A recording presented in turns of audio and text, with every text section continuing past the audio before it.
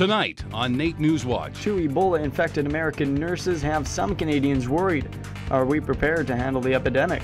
But we want to make sure that we're safe, both for ourselves, but in terms of being infectious then to the rest of society.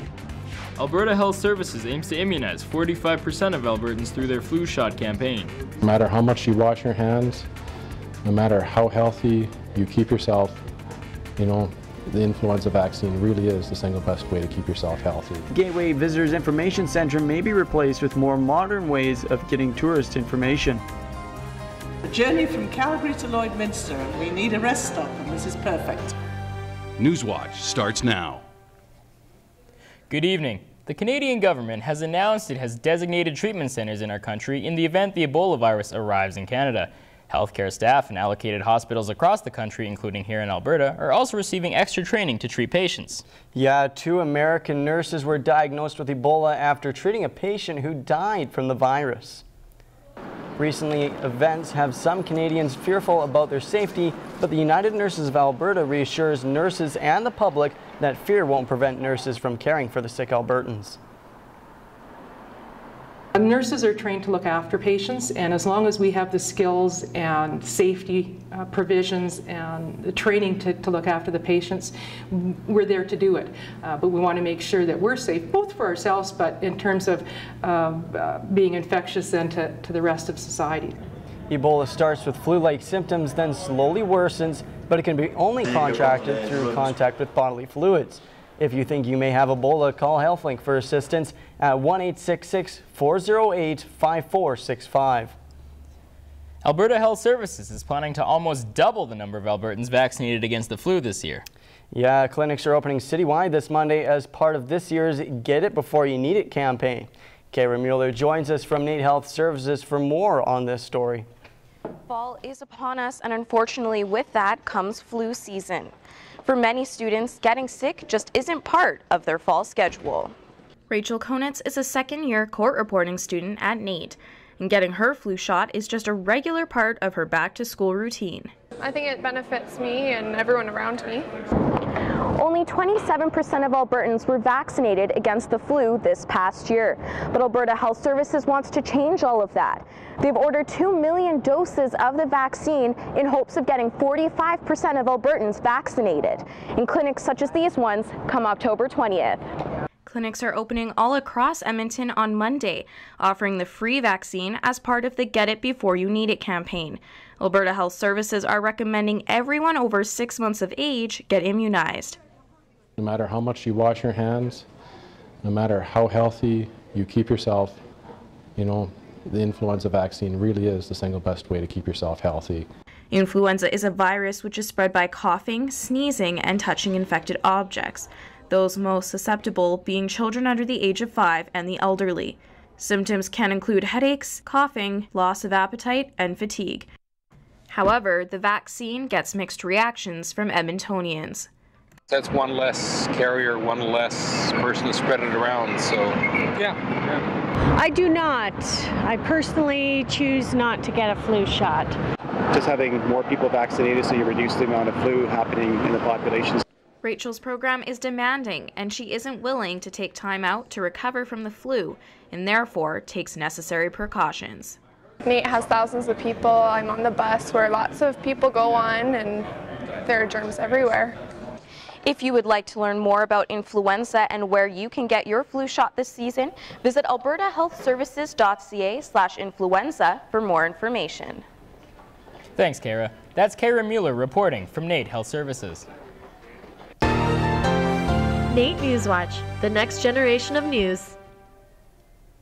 City Council is deciding the fate of Gateway Visitor Information Park. Mayor Don Iveson and Edmonton Economic Development believe that it may be time to adapt a new, more modern way of welcoming tourists to the city. Our Bailey Sheets joins us live from the News Center with more on this story. The Gateway Visitor Information Center is the first stop for many when visiting Edmonton, but the concept of visitor information centers has become obsolete in recent years. This may lead to the closure of the center for good. Tom Campbell, a frequent user of the Gateway Park Visitor Information Center, visits 3 times per week to walk his dog Coffee. To walk my dog. Traveling from Calgary, it's a good spot before we head into Edmonton. Approximately 45,000 cars stop at the visitor center each year, but only 1/3 of those people are actually looking for visitor information. The majority of people are just looking for a bathroom stop on their way through town. Today, we use it as a rest stop. We're on a journey from Calgary to Lloydminster, and we need a rest stop, and this is perfect. Edmonton Economic Development says that the decline of the use of the building is the reason that they do not want to renew its lease at the end of the year. Instead, they are considering more progressive ways to direct tourism.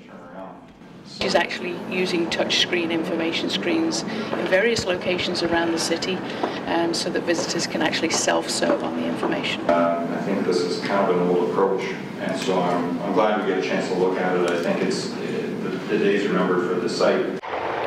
The Gateway Visitor Information Center is also home to Leduc No. 1. This is the original oil derrick that was used when Alberta first struck oil in 1947. Many are expressing concerns that if the Visitor Information Center is shut down, we may also lose this very important part of Alberta's history. No decisions have been made on the fate of the derrick, but both the City and Economic Development Edmonton want the derrick to be saved, either kept in its current location or moved to the Energy Discovery Centre in Devon. As for the park, any decision that is reached will be temporary, as Alberta will be using the land for freeway expansion within the next 10 to 15 years. Edmonton Economic Development is set to meet with Council sometime next month to discuss the cost of rehabilitating the building as well as the cost of closing it down completely. Bailey, are there other tourism centers similar to Gateway currently open in our city? Yes, we have the Shaw Welcome Center, and it is located downtown. It serves about 1,500 people per month, and all of those people are looking for visitor information. Is the city looking into other options for the building? Yes, the potential for a private sector has been explored, as well as the possibility of turning the center into a police station. Thanks, Bailey. That's Bailey Sheets reporting live from our news center tonight. The province of Alberta plans to open hundreds of new continuing care beds, including the opening of new continuing care spaces in Calgary and in Edmonton. Premier Jim Prentice and Health Minister Stephen Mandel held a press conference to announce the province's plans to open new beds for continuing care patients. Prentice says most of Alberta's hospitals are overcrowded due to the amount of bedridden patients in beds designated for emergency situations. The province plans to shuffle resources in an effort to open beds that are currently closed and also bring in new ones. The province plans to open 149 continuing care spaces in Edmonton and 194 in Calgary. 1,400 additional continuing care spaces will be opened between now and the 2017-2018 year. The new continuing care spaces will be open within the next 6 months. A proposal to ban smoking from Churchill Square has left Edmonton City Council divided. This is a place, a healthy Edmonton, where we invite families to gather. A meeting was held Wednesday afternoon to discuss numerous items, including the potential ban. Churchill Square is regularly frequented by people, many of whom are smokers. Councillors discussed possible outcomes of a ban and also sought out potential compromises to the proposal. While all agreed that designated smoking areas are needed for large-scale events, many argued the hassle of simple day-to-day enforcement. They can't smoke indoors anymore, and I just think we're shooting ourselves in the foot by now adding rules back into the square that we worked really hard to get out of there when no one is bothering anybody else. After half an hour, the motion was requisitioned and will be debated next week. Northlands is following the lead of the NHL on a ban of e-cigarettes. The ban means there won't be any e-cigarettes allowed at any Northlands venue. While Health Minister Rona Ambrose has asked for a study on the health effects of e-cigarettes, most of the public still struggles to differentiate the apparatuses. What we noticed is that a lot of people can't differentiate between what is an actual cigarette and what's an e-cigarette. So to include everybody in this, we've decided to prohibit the use of e-cigarettes and vaporizers in all of our facilities. The ban is not enforceable by city bylaw, but Northlands is encouraging people to smoke 5 meters from the doors. Edmontonians rallied outside City Hall debating the issue of assisted suicide. A large group gathered outside City Hall Wednesday afternoon in support of the Supreme Court hearing, which revisited Canada's legislation on euthanasia. Many came wearing yellow scarves to show support. Canada currently holds a complete ban on assisted suicide, a ban they hope to have lifted. And really it's about choice. It's about choice for people who are against it. If they don't want to choose this, they can. But for people who want to choose it, we want it to be available for them. However, not everyone felt the same. Counter-demonstrators followed behind the march with signs of their own. The problem comes in is when you're asking somebody to assist in your death. Like right now we call that, murder. The rally at Churchill Square was just one of 9 rallies around the country. Edmonton's back alleys have been getting some attention from one city councillor, Andrew Knack. Edmonton's back alleys receive little attention. They're usually only repaired by road crews when they're nearby. Knack says the problem with this is there's no actual timeline for alley repairs and would like this to change. Knack has inquired about potential solutions for Edmonton's back alleys. I think if people knew that the pothole in your back alley would be repaired, even if it was 6 months away, but you had a timeline, people would be much more comfortable. Councillor Knack is also looking at alternatives to asphalt, capable of withstanding Edmonton's drastic climate changes. A partnership has been formed with the U of A in hopes of creating a new weather-resistant product. More details are expected in the new year. A powerful new film shines a light on homelessness in Edmonton. It's hell. Easiest way to say it, it's hell. Through My Eyes is a unique documentary which examines the lives of homeless youth in our city. The film follows several subjects, all of whom have experienced the struggles homeless life offers firsthand. In fact, lots of work on the film was done by youth here in Edmonton. The role of youth council is to ensure that all youth perspectives are heard from in our city, at the city council level and as well as throughout the rest of Edmonton. So we realized that, the issue of youth homelessness and the struggles of homeless youth in our city are virtually unheard of and unseen of, so we sought to change that. The film was funded entirely by the City of Edmonton and will be premiering at the Myra Horowitz Theatre on November 17th. Coming up after the break, we take a look at all the facilities NAIT offers to its students. From student cooking and even teeth cleaning, the campus offers many amenities. Oh, I love it, yeah, it's awesome. So we all interact with one another, we can meet new people. I'm Britt Prendergast, and coming up in sports, we check out some Oil Kings highlights, see what the Lady Ooks hockey team has in store for this weekend, and I try out roller hockey for the first time. Hi, I'm Evan Kirby. The fall season is well underway and we've been seeing some above average temperatures. I'll have all that information and your weekend temperatures coming up after the break.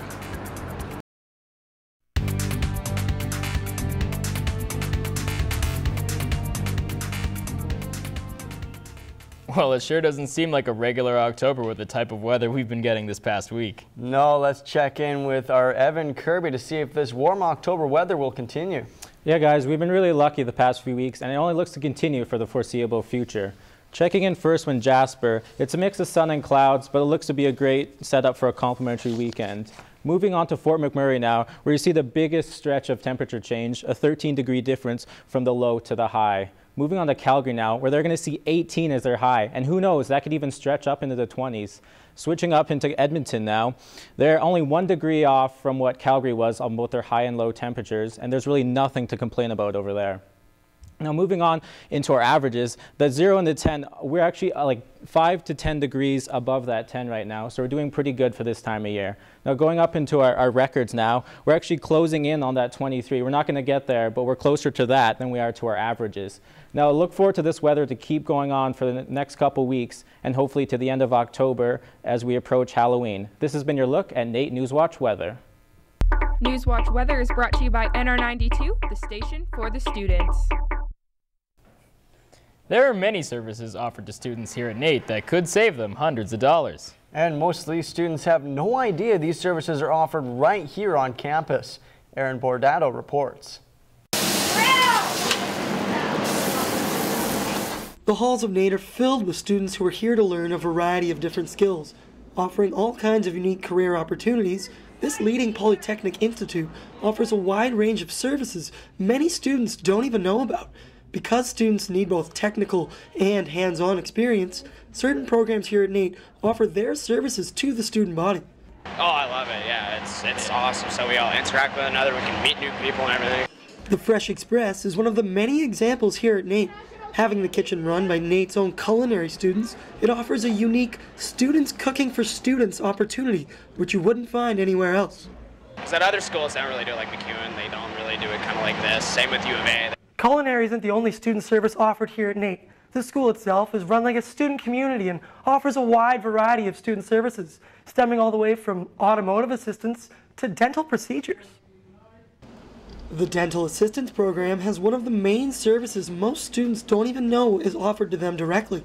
Students can book appointments to get their teeth cleaned by practicing dental hygienics. They can benefit from reduced price teeth cleaning if they are under 21. Any students who are looking to take advantage of these services can head down to the NAIT website or visit the NAIT office for more information. Aaron Bordado, NAIT NewsWatch. The Eskimos are sitting pretty with just a couple games left before the playoffs. Britt Prendergast joins us now for more on the Eskimos' success. That's right, guys. The Eskimos are currently sitting in second place, just 4 points behind the Calgary Stampeders. The Edmonton Eskimos have clinched a playoff spot after a dominant win over the Winnipeg Blue Bombers on Monday.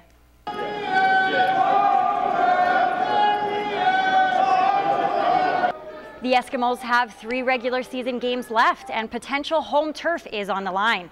JC Sherritt wants to see just that. There's still so much to be had through playoffs, through home field, so it's something where we're just trying to improve as a team, and all those cliches are true because the team that improves the most towards the end is going to raise the cup. The Eskimos face the Saskatchewan Roughriders tomorrow in Regina. Kickoff is at 2 o'clock. The NAIT Oaks women's hockey team faces the out-of-conference Calgary Coyotes this weekend. This is the last of the team's preseason games, and expectations are higher than ever for these ACAC champs. They're pretty high. Coming out from 2 wins in a row, 2 championships, our coach has it pretty high this year, so I think the vets are trying to get the rookies to play up to that expectation as well. Looking for the three-peat, the ladies' regular season kicks off next Friday with the home opener versus SAIT. Coming off a 3-game losing skid, the Oil Kings look to battle for that win against the Brandon Wheat Kings on Thanksgiving Monday.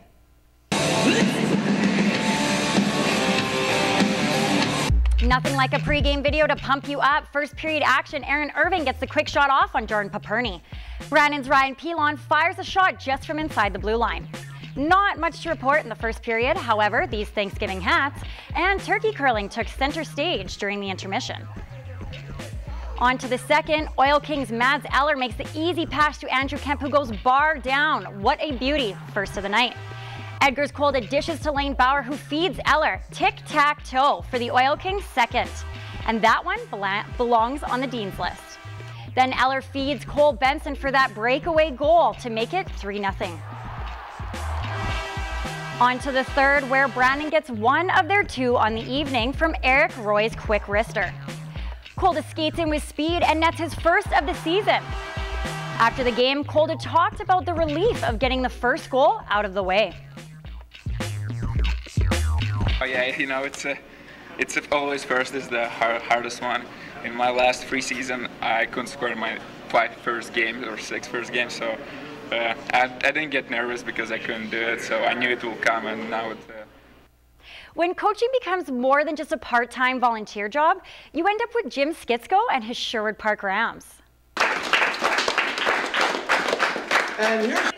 The Sherwood Park Rams Bantam Football Club has a long line of success, building the team's foundation around more than just the game.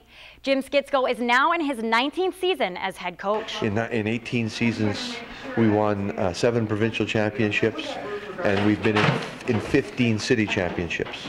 So, I mean, success is success, right? But more than that, it's about building character in players. It's about role modeling. It's about giving the kids goals to work towards, the most important of which is still their education. In 1998, the Rams put together a bursary program, which they have now handed out just over 125 scholarships for. Jim is more than just a coach to these boys, he's a role model. Brings people together like a team, and it becomes a brotherhood, and just teaching us how to be men. Yeah, we're just a big family, getting taught life lessons, learning life skills. The Rams are known as one of the most successful Bantam organizations in the province.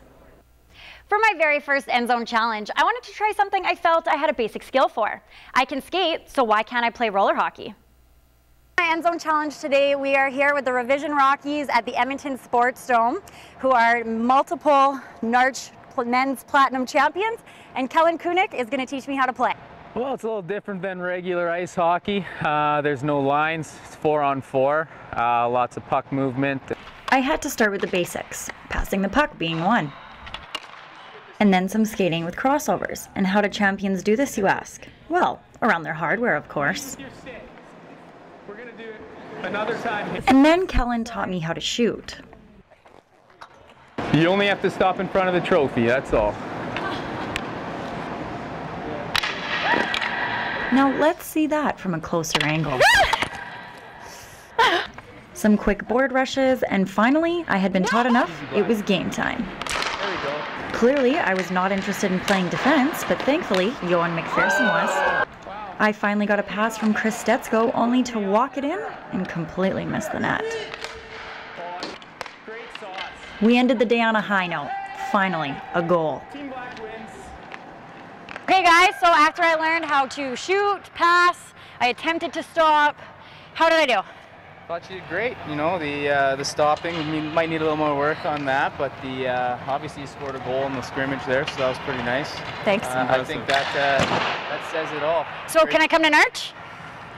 Maybe next year. I think they want me to play for them. What do you guys think? They seemed pretty hesitant about that to me, Britt. You did better than I'd ever do, but I think you should stick to broadcasting sports. Fair. Coming up after the break, Quentin and I head down to the mustard seat for some hands-on work. We helped fold clothes for families and Edmontonians in need. To help those that are in low income or homeless situations, to give them the hand up in society. Coming up in entertainment, find out what the Halloween trends are of 2014, discover who the finalist is for the Contessa Hair Awards, take a look at Deadfest, and last but not least, check out our viral video. Hair services provided by Salon and Spa Rocks. Quentin and I recently went to the Mustard Seed, a nonprofit charity in our city.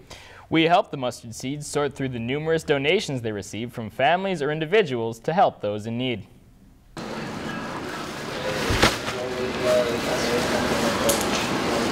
The Mustard Seed helps over 1,000 people get the fresh start in life they desire through many programs such as their free work boot program.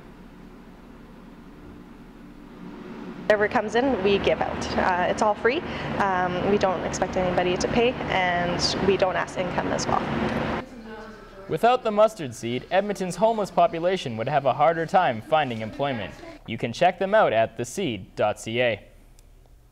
Tonight in entertainment, we look at the biggest hair competition in Canada. And we give you a look at all the Halloween costume trends for this season. Lydia Ward has all that and more.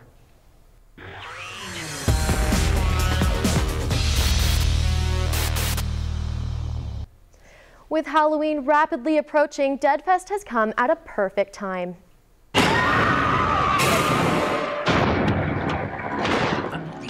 Deadfest is Western Canada's premiere for horror, sci-fi, and even documentaries. It has a great lineup this year. Some of the feature films include Dead Snow 2, John's Min, and The Babadook, which is supposed to be one of the most frightening movies of the year. Kevin, the Deadfest coordinator, says the event is for everyone, not just scary movie enthusiasts. Very warm, inviting kind of atmosphere, and I always try to stress the point, it's not like seeing a movie like in a regular movie theater. This is an experience. This will be the 7th annual Deadfest. The Contessas are known as the Oscars of the hairstyling world, and they are the most prestigious award for any Canadian hairdresser. The categories are anything from nails and makeup to extensions and color. Because it's very, yeah, when it says Michelle Oliver, who works at Kick Hair and Body Salon, is a finalist for the Contessa Awards. She's a finalist in many categories, including Alberta Hairstylist, Canadian Colorist, and Multicultural Hairstylist. When asked about her inspiration for her stylistic choices, Michelle said she went for high fashion mixed with fantasy. My first inspiration was Game of Thrones. I'm sure many Game of Thrones lovers out there. That kind of mixed with a warrior goddess style, but made into sort of high fashion runway trends. The Contessa Awards are being held on November 9th in Toronto. Halloween is around the corner, and stores such as Value Village have been noticing some of the latest trends in costumes. This Halloween, people will be searching for the latest in costume ideas. Nicole Nielsen, an employee at Value Village, says they will be largely inspired by movies such as Frozen, Teenage Mutant Ninja Turtles, and action movies. This year, one of the big inspirations for costumes is Frozen, of course. Everyone from Elsa or a funny costume like Olaf, so a lot of the action movies have been going. So Transformers, Teenage Mutant Ninja Turtles has been a really big one. There are a variety of costume stores around Edmonton, but make sure to get yours before they all sell out. Nestle are making Breast Cancer Awareness Month a clever experiment as they send a woman to the streets of London with a hidden bra camera. Can I get a flat white, please? Attached to this woman's bra is a tiny camera that will record the number of glances her chest gets. Some men were caught being more noticeable, while others certainly had more of a technique. For some, it even made their day. You've made my day. Men and women of every age were caught staring at the bra, although the men seemed a bit more willing to sneak a peek. 4 or 5 years. As she ventured through coffee shops and train stations, the count just kept increasing. The result was a total of 36 recorded glances in one day, and brought out the message to encourage women to examine themselves for early signs of breast cancer. That's been this week's Look at Entertainment. I'm Lydia Ward. Edmonton City Council and Yes have found an amazing way to raise money. The fundraiser helped to give awareness to the kids through a fun activity. 1, 2, 3. The ribbon was cut and the kids were off. City Councillor Mike Nickel, along with Youth Empowerment and Support Services, have teamed up and created a children's maze out of nothing but cardboard boxes. Councillor Nickel and several others presented the maze Tuesday afternoon in hopes of raising money for the organization. The goal is to raise around $20,000 for Yes, and so far, it's off to a good start. Yeah, we've got about 300 kids coming so far, and so we will see how it goes. We take bookings online, or you can phone my office. Once in, children must navigate their way through the cardboard convolution and emerge on the other side. The maze will be open till October 31st, with all the proceeds going to Yes. That's our program for this evening. Thanks for tuning in.